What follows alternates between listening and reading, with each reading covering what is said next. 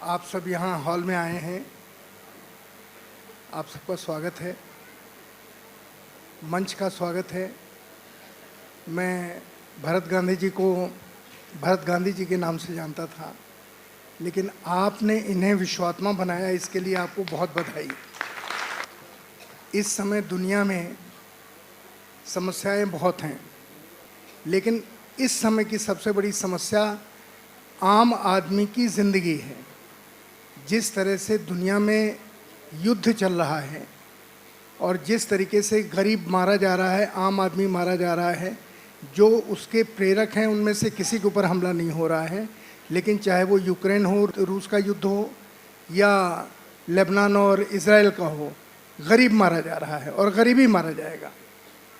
इसके खिलाफ आवाज़ अगर किसी को उठानी है तो जनता को उठानी है। ठीक वैसे ही जैसे सरकार अगर कहीं असफल होती है तो वहाँ जनता को खड़ा होना पड़ता है, और इस समय दुनिया में सारी सरकारें असफल हो रही हैं। सारे विश्व संस्थाएं अपनी चरम सीमा पर पहुँच गई हैं, उनकी बात कोई दूसरा सुनता ही नहीं है।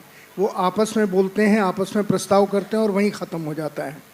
मुझे इस हॉल में बैठे हुए, बल्कि इस देश में, मैं अगर अंदाज़ कर रहा हूँ कि असम के लोग बहुत ज़्यादा हैं। मैं नहीं जानता आप कितनी बात मेरी समझ पाएंगे, लेकिन मैं आप लोगों का, खासकर असम के लोगों का, उन लोगों का ये देश, इस देश का इतिहास भविष्य में हाथ जोड़ करके नमन करेगा कि उन्होंने देश में एक नई तहरीक, एक नया इतिहास, एक नया आंदोलन शुरू किया, जनता का आंदोलन। तो मैं सिर्फ इतना ही कह रहा हूँ कि मंच पर और भी लोग बैठे हैं। सिंह जी बड़ी राजनीतिक, किसानों के बड़े नेता हैं, किसानों के सवाल के ऊपर खड़े होते हैं और लोगों के साथ, और एक पूरा उत्तरांचल का मोर्चा इन्होंने संभाल रखा है। मैं भी कुछ दिनों फ़ोटो देख रहा था कि ये लोगों को राजनीतिक तौर पर भी एकताबद्ध करने के लिए तैयारी कर रहे हैं, पर वो उनका अलग आंदोलन है। वीएम सिंह जी का विश्वात्मा जी के साथ हाथ मिलाना, ऐसा लगता है कि राजनीति से अलग जो एक सोचने का तरीका है, राजनीति से अलग जनता के लिए सोचने का तरीका है, उस तरीके में अगर वीएम सिंह जी ने हाथ मिलाया है तो मैं उनको बहुत बहुत धन्यवाद देता हूँ।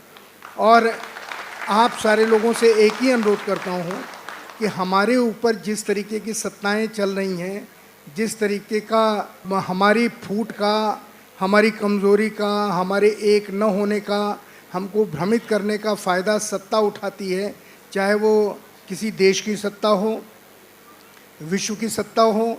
और एक बड़ा गहन विषय है कि इस समय दुनिया में कौन लड़वा रहा है, आम लोगों को कौन मरवा रहा है, किस लिए मरवा रहा है। और शायद आपको पता नहीं होगा, ये बड़ी बड़ी दवा कंपनियां भी प्रयोग करती हैं कि लोगों को कैसे मारा जाए।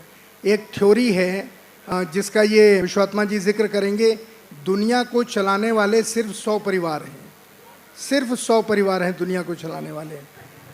रॉथचाइल्ड फैमिली उसको कहते हैं। वो लोग तय करते हैं कि दुनिया में कौन सी बीमारी फैलेगी, कौन नहीं फैलेगी। बीमारी में मरता कौन है? गरीब आदमी। गरीब ही गरीब मरता। अभी जो हमारे यहाँ महामारी आई थी, उस महामारी में कौन मरा? गरीब ही मरे ज़्यादा। तो मेरा सिर्फ ये कहना है कि इन सब का विरोध एक ही तरीके से हो सकता है कि जनता के लोग खड़े हों, आपस में उनकी समझदारी बने और दुनिया की सरकारों के मुकाबले जनता की एक सरकार बने। वो तभी हो सकता है जब आपका प्रेशर हो।